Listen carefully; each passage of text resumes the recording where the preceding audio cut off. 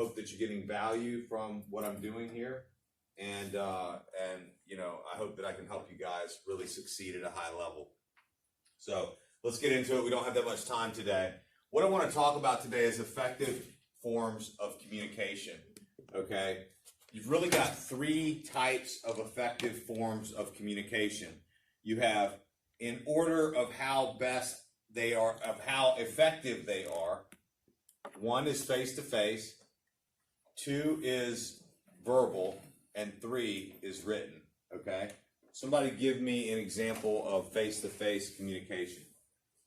Meeting somebody in public, Yeah, face to face, talking to them about what you do. yeah, yeah, How you can help. right. Mm-hmm. Introducing yourself cold, right?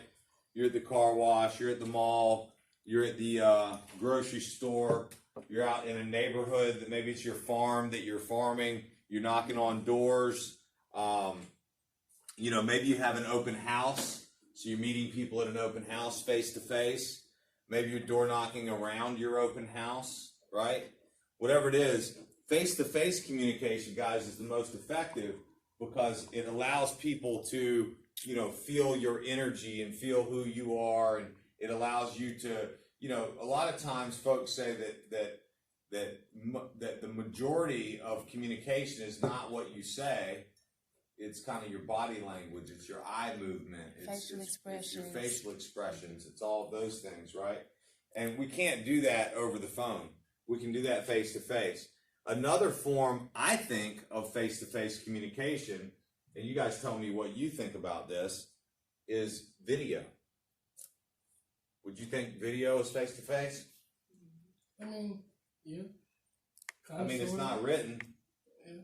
You know, I mean, I guess video might have its own category, really, and I don't know where it really would fall in here, but it would be somewhere between face-to-face and verbal, wouldn't it? Yeah, something like that would be like video. Yeah, because they can read your body language even though you're not able to see them, so Yeah, they that's- can build trust from. Face to face, you can react to their body language, whereas That's true. you can't. So it's a one-sided. So, you know, look, face-to-face, that's the best. The problem with face-to-face is it takes longer. It does. It takes longer to go face-to-face. You know, it takes longer to go out and introduce yourself to people. It takes longer to knock on doors. It takes longer to, you know, to get that done. However, if you can cover that ground, you know, I know some people. I know one guy out in LA, okay? And this guy he barely speaks English. He's like this Asian guy, okay? And he barely speaks any English. And he got into coaching, and he was in coaching with the same person that I was in coaching with. We were both using the same coach. And he went to Coach Larry Kozak, and he said, "Coach, what do I do? I can't make phone calls. I'm not gonna like try to be funny and say it how he says it, you know, like in his accent. But he basically said, look, I can't sit here and make phone calls. People don't understand what the hell I'm saying." And he said, well, yeah, you're right. I can barely understand what you're saying, right? So what did he do? He was tasked to call expired listings, withdrawn listings, for sale by owners, just listed, just sold. A lot of the same things that we've been covering. 30. He prints out the list of all the expired listings for the day in his area, and the withdrawn listings, and the for sale by owners, and all the categories. And literally he spends from about 7:30 to about 12:30 every day going and talking to these people and knocking on their door and saying, hey, I know your property just came off the market. I'm here to give you an opportunity to get the property back on the market and list it with me. I can help you get it sold. I've got my listing gear right here. I'm ready to go, and so forth.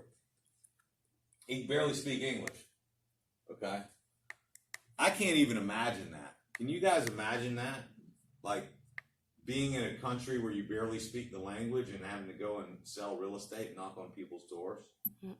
So this guy uses it to figure out what the route he's going to go on for his door knocking every day. He also brings with him a quick CMA for each property, okay?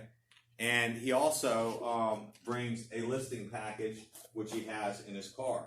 And obviously you have to have the property information. Now that's a lot of work to do every single morning. It's a ton of work to do. Who's heard of outsourcing? So,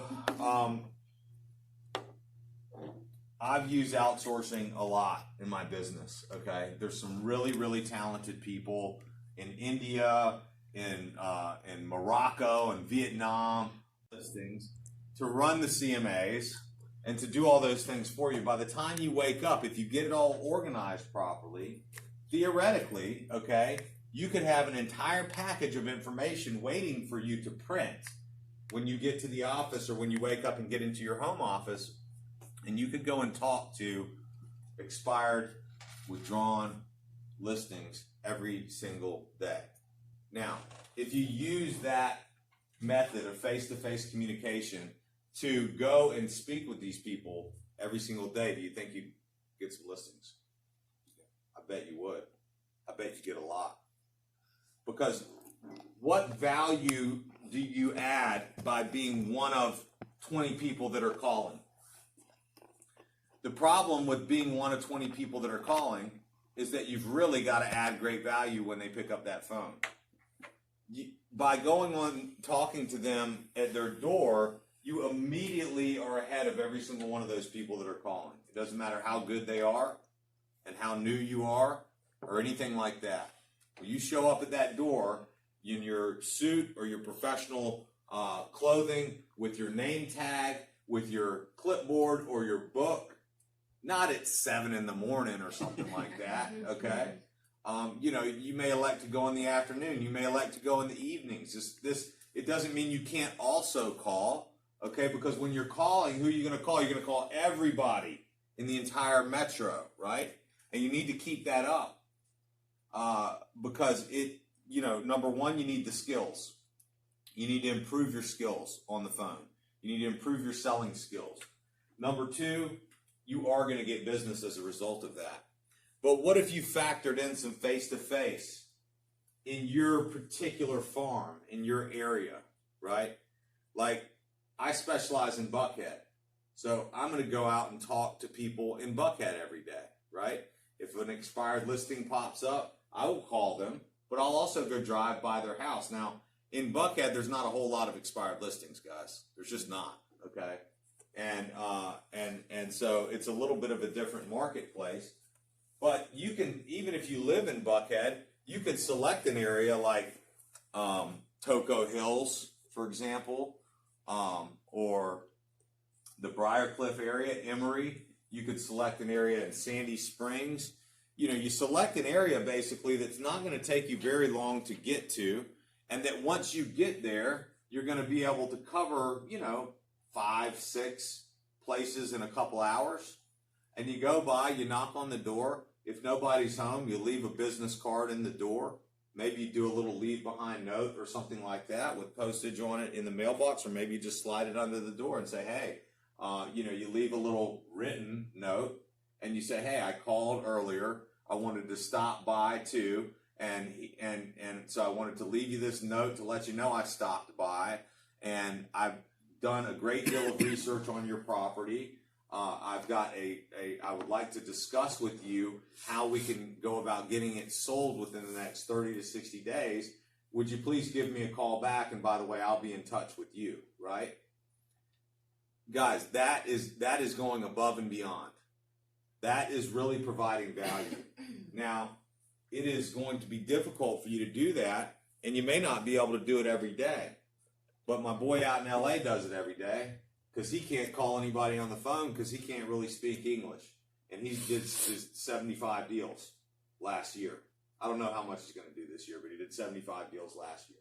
In LA, that means he's making about 1.2 million. He's about this tall.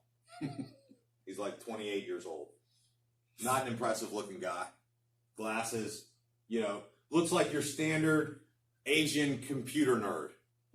Doesn't really dress that great. I mean, you look at him and you go, this guy's no big deal, right? Truth is, he's a killer.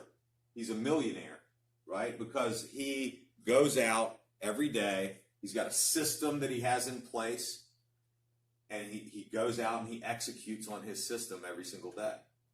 And so face-to-face is the most effective form of communication when it comes to sales. That's why we're trying to set appointments on the phone. that's why it's really difficult to take listings on the phone. If you think about it, what kind of business have you ever done without sitting down face to face with someone? For me, I've never really done any business that has not required me to sit down face to face. I know a lot of people have. I know you're shaking your head that you have. A lot of you have you. No, I just had a quick question. Yeah. As far as meetings when somebody's kind of difficult to meet with them face to face, can you just do one-on-one Zoom meetings? Sure. Absolutely. I think it's a great idea. You do Zoom or you do Skype or something like that. Mhm. And it's a great idea. If they're willing to do that with you, if they're going to take the time, if you guys can't meet, I think that's a fantastic idea. I think it would be good. You got to make sure your presentation is set up. Mm-hmm. But yeah, that's a great idea. And I don't know if you can do screen share on Zoom. Yeah, I on used to Zoom. do it at my last company. Yeah. You can just put the information on the screen share, let them know the details. You kind of point out, and you got like a little cursor. It's a great idea. Verbatim. I love that. It's a great idea. And I think that kind of goes into the video realm, right? Mm-hmm. Where it's kind of face to face, but it's not really, but it's also verbal. So it's like kind of in between verbal and Communication. it's better than just the phone, Yeah, you can at least right? see facial you can expressions see, and body you can language. see their facial. Yeah, exactly. You can see them. Mhm. So yeah, I think that's a great idea. Especially if somebody is like in California, they moved already, or maybe this is an investment property for them. They don't even live in the city. Mm-hmm. Say, hey, let's set up a Zoom call. I'd love to go through with you my research to tell you kind of what we can do and go through the listing plan of action and stuff like that. So that's face to face. Who's got any questions about face to face communication? No? Who likes the Chinese guy out in LA? He's the man, isn't he? What'd you say his name was? I don't remember, man. I want to say his name is Chong, but that's his last name. I don't Chong remember his Lee. first name. Good I'll, luck. I'll find him. I'll find him. I've got an email with him somewhere in my database because I emailed him. I was like, dude, are you really doing this? Like, is this real? And so anyway, I'll send it. But verbal communication. It's really the primary method that we use because you can cover the most ground, right? You can cover more ground verbally than you can face to face because you can sit there on the phone and make calls. You can talk to 10 people, 12 people an hour. You can't talk to 10, 12 people an hour face to face and do any type of meaningful work, right? The objective of a phone call is always to do what? Set an appointment. When we set an appointment, that's a face-to-face, right? So really, if you think about it, verbal leads to face-to-face. And so the point of making a phone call is to set an appointment. The point of setting an appointment is to sign a contract.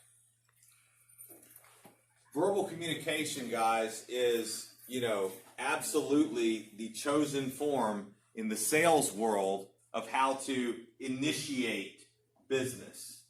You're always going to initiate with verbal communication. Now, I don't know about you, but I've done very little deals with just plain verbal communication. It has happened. I mean, I've called and spoken to expired listings and withdrawn listings where they've said, hey, after a few calls and some emails and stuff like that, go ahead and send the listing agreement. We'll sign it. And you send the e-sign, right? But as far as verbal is concerned, it's really used more so to initiate face-to-face communication. And I love Emil's idea about doing the video conference. I think that's great. But at the end of the day, the point of verbal communication, really it comes down to the telephone, doesn't it? Mm-hmm. What other form of verbal communication is there other than the telephone?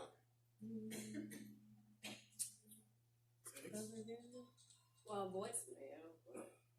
Voicemail, yeah, messages. You could do like the voice record texts. That's a nice thing to do too. If you can't get in touch with somebody, but you hit their cell phone, send them a voice text instead of sending them a written text. Send them a voice text. It's going to be more effective, right? This is in levels of effectiveness, guys. So you're going to be more effective sending a verbal text than you are a written text. Does that make sense? So that's verbal communication. You're going to cover more ground with verbal. That's why we have to do the phone every day, because, I can call Rome, Georgia, Canton, Georgia, Alpharetta, Georgia, Roswell, Stockbridge, Buckhead, Midtown. I can call all these places, and I don't have to move from my office. I can sit in my office comfortably at my desk, drink a cup of coffee, have some water, sit there and relax and make phone calls. And really, it's good to be fired up when you're making these calls. I mean, you have to be fired up to a certain extent, but you don't want to be too fired up when you get them on the other end of the line, right? Hey, it's Ben Heidenreich with Keller Williams. What's happening this morning? You're like, dude, bye. Yeah, I gotta tone down because especially if it's too early. Yeah, I mean, because you're all fired up, and we all do. What we're trying to do, guys, is we're overcompensating for our fear, for how nervous we are about actually doing it. But you have to remember that, as a realtor, your job is really to be the calm in the storm. Guys, I've got deals going on right now that the stress level on the buyer and the seller on both sides is like at a 10, right? And honestly, internally, I'm pretty stressed out about it too, because I know that if I can't figure out a way to make it work, I'm not getting paid, right? That being the case, I can't let them know I'm stressed out about it, and I can't let them know I'm even thinking about my paycheck. I've got to be solution focused, which means I've got to be calm, I've got to be optimistic, I've got to present the options, I've got to present the solutions, I've got to be able to see it through all the way to the end, right up here. And then I've got to be able to communicate that to them so that they can see it through all the way to the end. It's the same thing with the people that we're calling every day.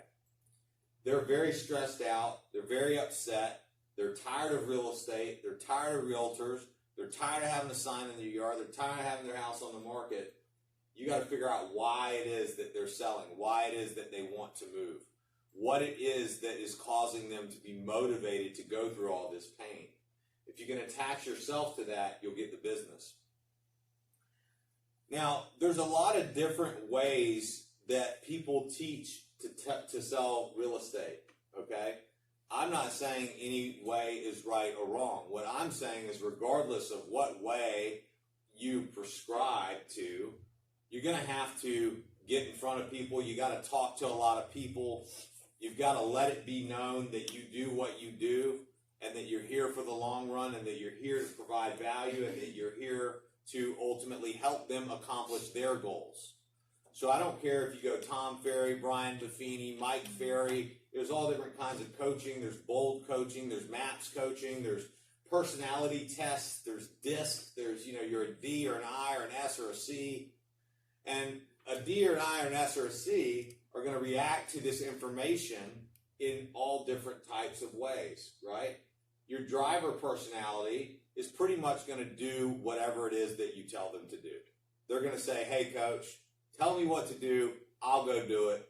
I'm not scared. I don't care. Yeah, it's scary, all that kind of stuff. I don't care. I'm going to go do it, right? The I personality is going to be, a little distracted when it comes to doing things. You got to kind of reel them back, right? The S personality is going to analyze the whole thing and make sure that they have all the questions answered before they take action. So they need to understand the scripts. They need to understand the phone calls. They need to understand that who's on the do not call list and who's not on the do not call list. And they need to run the CMA before they call a property, or make sure that it's not still on the market before they make the call, right? And then the C personality is just so terrified of making the calls. They don't want to offend anybody. They don't want to get in anybody's way. They don't want to be a problem for anyone. And so they're going to be very hesitant in making calls and prospecting and doing those things. And that's okay.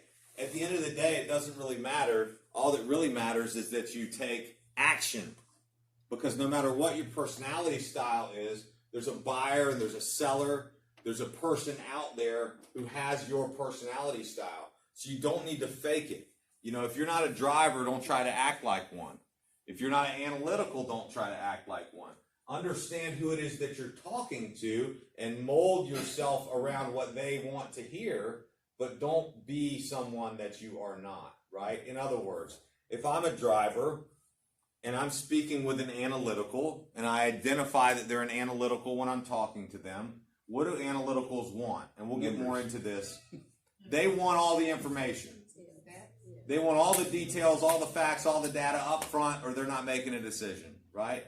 So I will tell you, I know that everybody hates Zillow, okay? But it's a wonderful, wonderful tool for when you're making calls. Because you can just bing, bing, hit the address in, and there's all this information up there. You know, not only on their property, but you can also look at the map and see what other properties are for sale around them. You can have the sold buttons selected and the pending buttons selected. And you can sit there and you can say, wow, look at this. All around you, there's 3 or 4 homes that have sold. They sold at an average of this price. Are you aware of this home across the street from you that's listed at $50,000? You know, so an analytical wants a lot of information. Now, I'm a driver, so I'm not going to sit here and act like an analytical, but I am going to mold my presentation to what it is that they want to see, because I want to be able to communicate with them effectively. And you have to do this regardless of what communication style you are using. Now, who has any questions about verbal? Anybody? No, but can I just sort of comment? Yeah. I took the disc thing a couple years ago. I should take a new one. I am like an I and an S. You're an I and an S? I'm a high IS. I'm a high IS? High I. I want to take it because I think I'm a combination of. All right, guys, check this out. I just I think I'm like forgot a what my combination results of are. I should take a new one.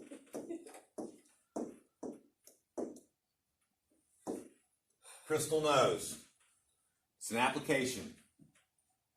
You download it onto your phone right now. It allows you to take the disc. It allows you to take all these other, personality tests, and it'll tell. And you just be honest. You can do it right on your phone. It'll spit out the results. I'd love if everybody would do that. I'd love to know your results. So we can't do it from the computer. I don't know. I haven't tried. I think it's just the phone, but it's an application. You know, if you go to the application store and you write Crystal Knows, then you'll get it. Now, another thing with regard to disc, okay? What we're going to do is I'm going to have contracts out to you guys today, all right? I hope that you'll all join me in this journey for your professional growth.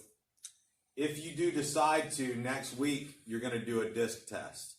I've already negotiated with Susan that everybody in my program's got to take a disc. I got to have the info. I got to know where you're at, right?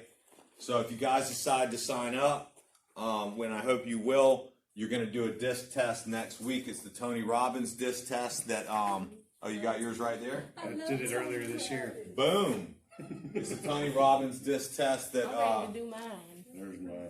can you email this to me? I don't. You I just don't. take a picture of it. Yeah, I don't know if I have it saved, but I can. Yeah, I can. They should email it to you. I think. Yeah, I know. I mean, I noticed you did email it to me. I just don't. I mean, it was Janice who. Janice had forwarded us. When I first started, she forwarded it group. So if I have So what are you? from February I'm a 2017, high I IS. should take a new one. IIS. Yeah. Okay. I don't know Yeah. what I am. Yeah, I want you guys to take a new one, right? I want to have everybody take it now. And what I want you to focus on, okay, is I want you to focus on not who you are at home, not who you are around your family. I want you to focus on who you are at work. We all have different areas of our life where we go into different kind of roles, right? But ultimately, our true self tends to come out when we are being professionals, because ultimately we're trying to be the highest version of ourselves as business people, right? And so your true nature is going to come out when you're trying to operate as your highest self. You know, you might have a family member that you're intimidated by or something, so you're going to act like, whatever. I'm just saying. Just do it. My point is that do it how you act at work. All right? So that's verbal. Verbal is used to go face to face, guys. So face to face is still the king. Now we got written. The queen. Written is so important. Y'all get this crystal nose thing? Can I erase that? Yeah.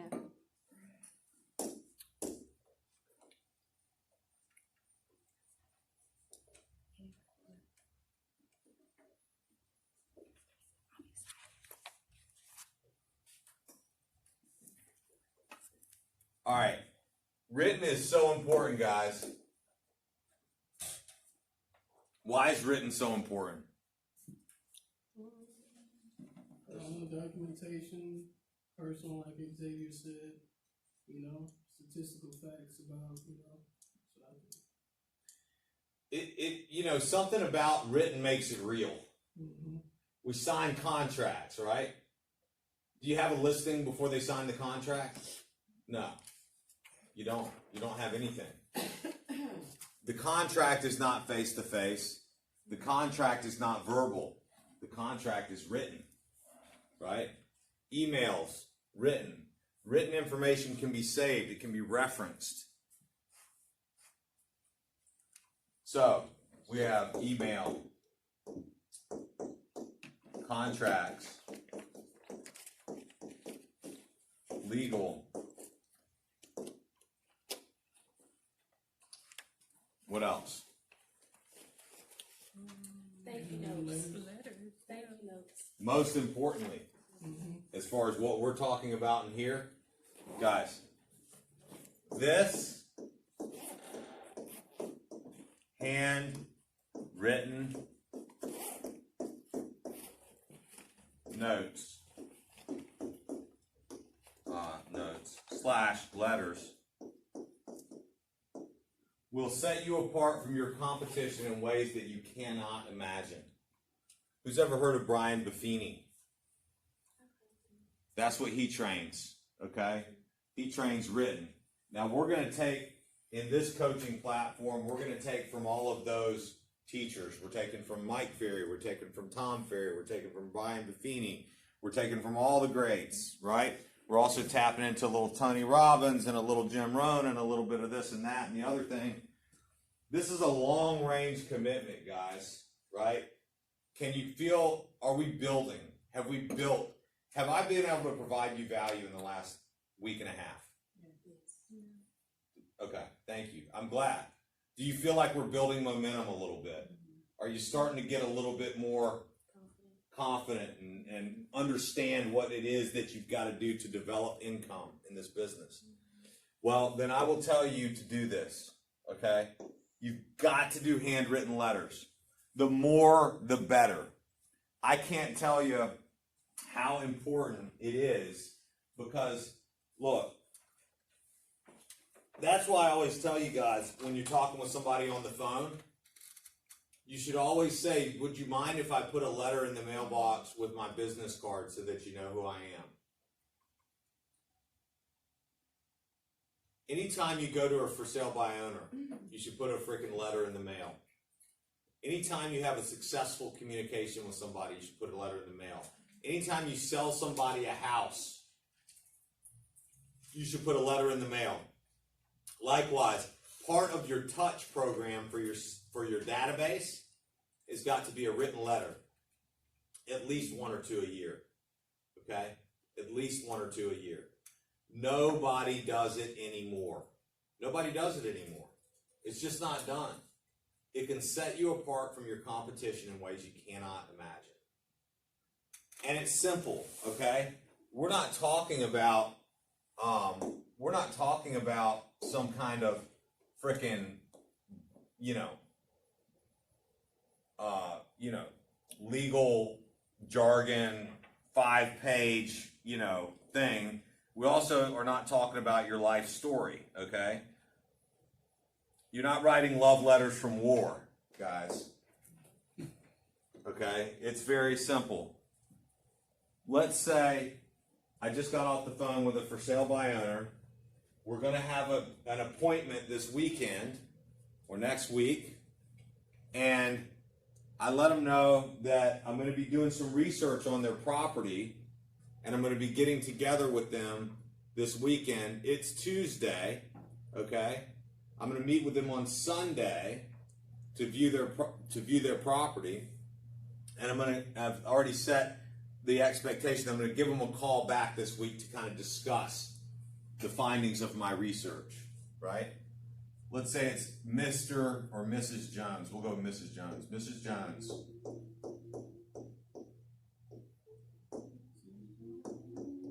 Great to speak with you.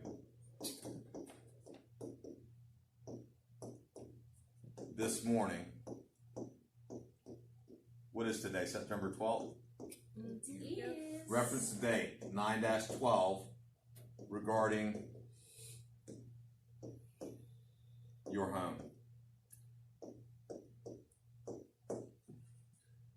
I look forward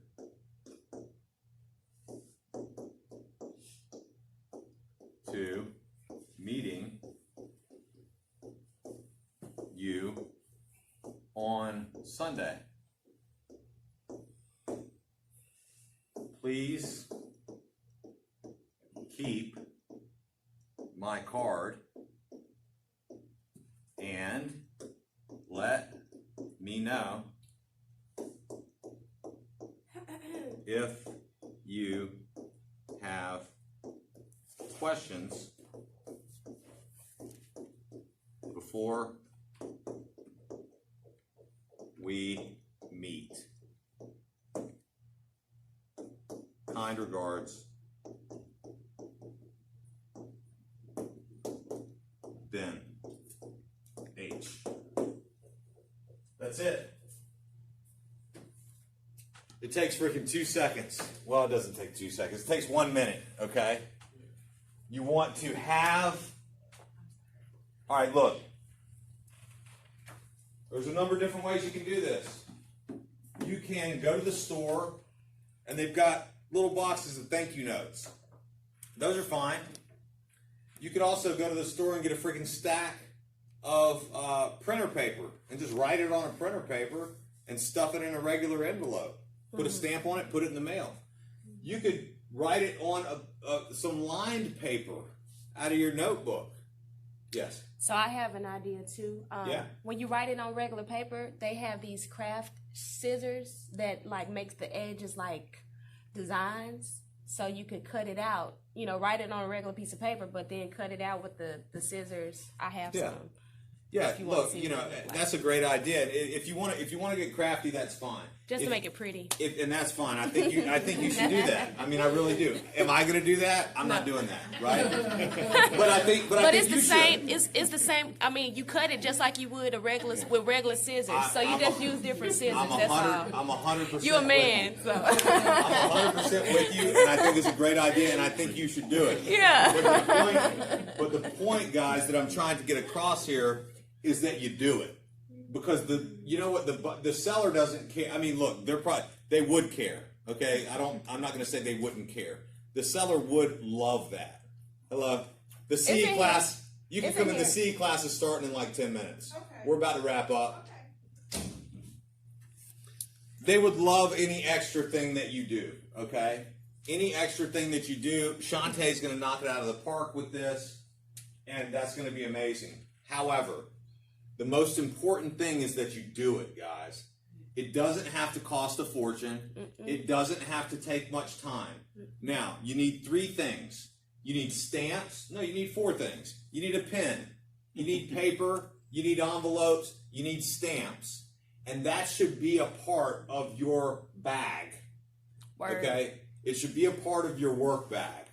You should always have it with you. Okay? You should have a pen, paper, envelopes, stamps with you all the time. You got a bag, everybody's got a bag. You know, you can have it in a little folder, you can have it in a little thing, you can have it wherever it is that you want to have it. But the point is, guys, this right here, what does it lead to? It leads to more verbal, and it leads to more face-to-face.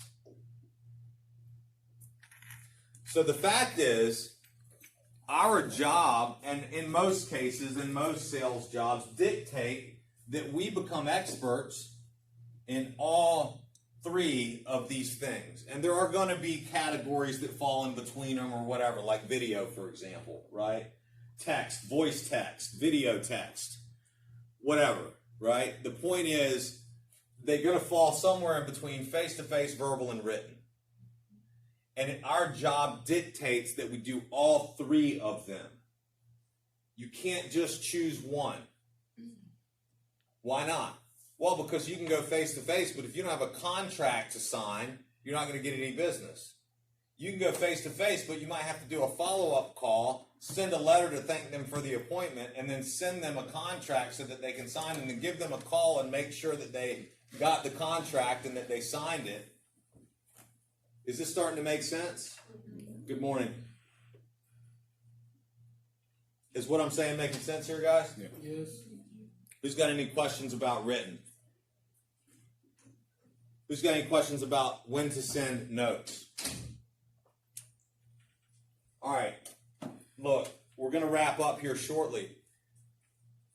Should you send your database a note on their birthday? Yes. Should you send them a note on Thanksgiving? Should you send them a note on Christmas?